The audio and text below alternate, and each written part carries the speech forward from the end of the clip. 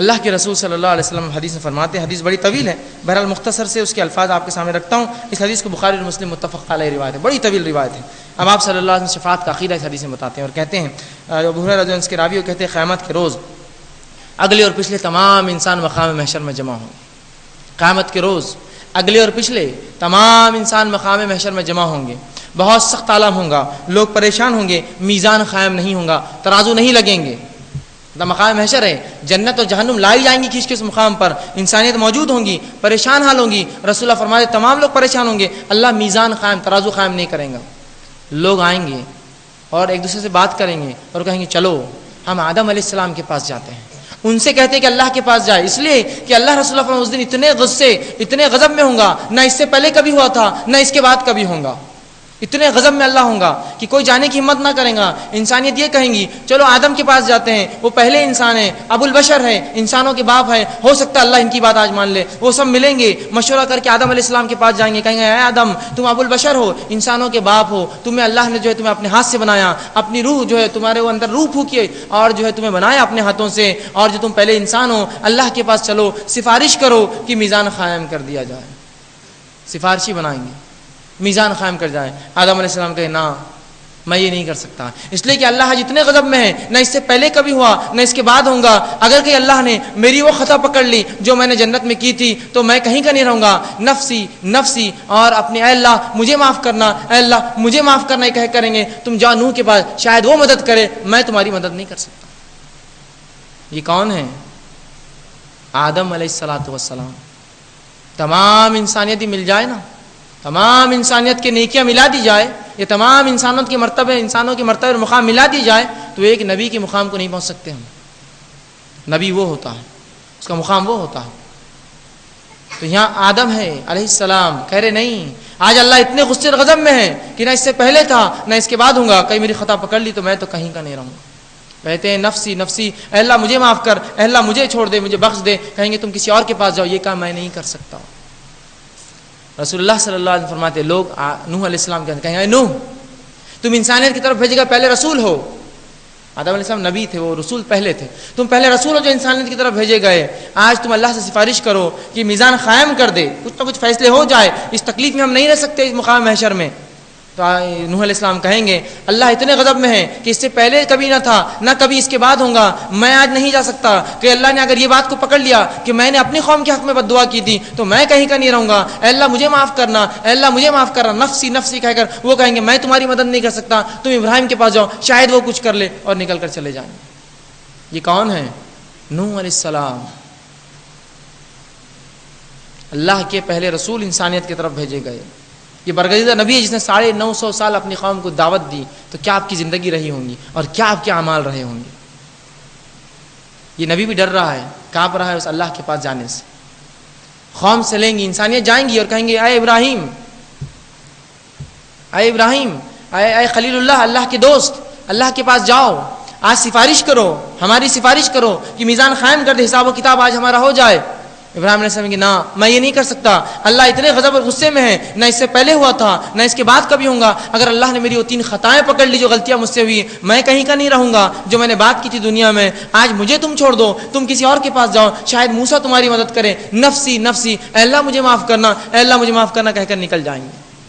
یہ کون ہے؟ ابراہیم خلیل اللہ، اللہ کے دوست۔ خلیل عربی میں اس دوست کو کہتے ہیں جو صرف ایک ہوتا ہے، خلیل کہتے ہیں اس کو، بالکل جگری ہے۔ تو اللہ کے خلیل ہے ابراہیم علیہ السلام۔ یہ بھی کہیں گے آج مجھ سے نہیں مجھ سے نہیں ہوگا۔ جن کو ابو الانبیاء بھی کہا جاتا ہے، نبیوں کے باپ کہلاتے ہی ہیں، ان کی بعثت کے بعد تمام انبیاء ان کی نسل سے نکلے، چاہے اسحاق علیہ السلام کی اولاد سے ہو چاہے اسماعیل علیہ السلام کی اولاد سے ہو۔ ان کی دعا تھی کہ میری نسل میں امام بنانا، اس کے بعد اللہ نے بنایا تو ابو الانبیاء بھی کہلائے جاتے ہیں۔ یہ وہ برگزیدہ نبی ہے، یہ بھی کہہ رہے ہیں نفسی، میری نفس، اللہ مجھے معاف کرنا، اور نکل جاتے ہیں۔ قوم جائیں گی، انسانیت جائیں گی، کہیں گے اے موسیٰ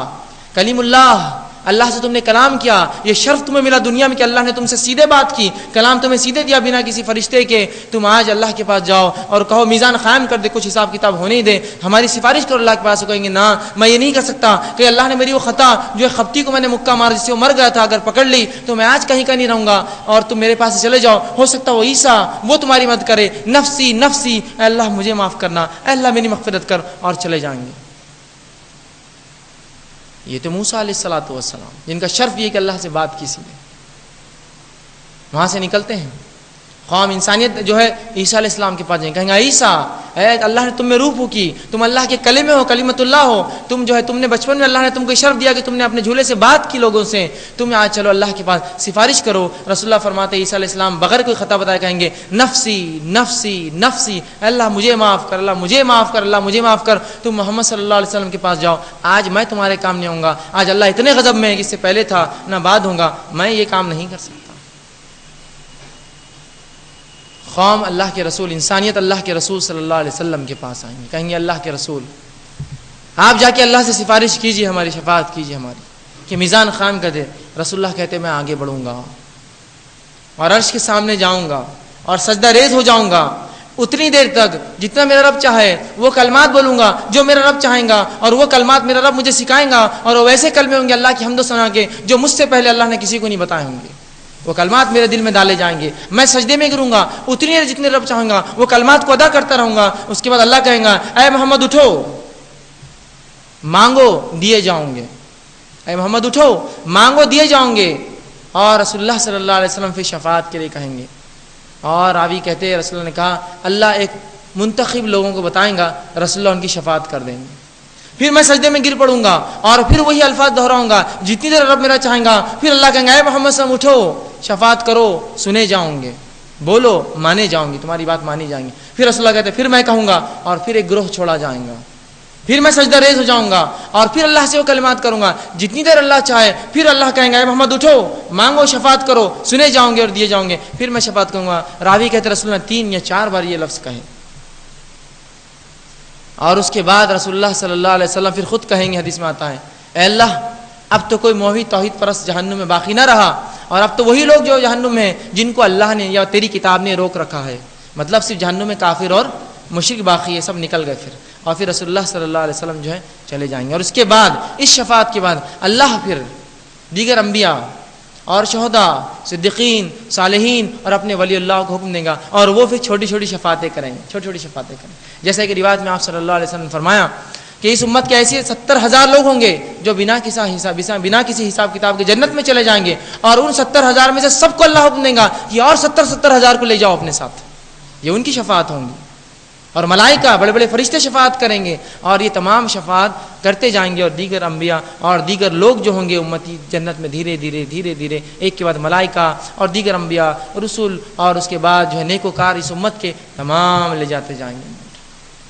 یہ تھی شفاعت۔ آئیے ہماری شفاعت کا عقیدہ کیا ہے؟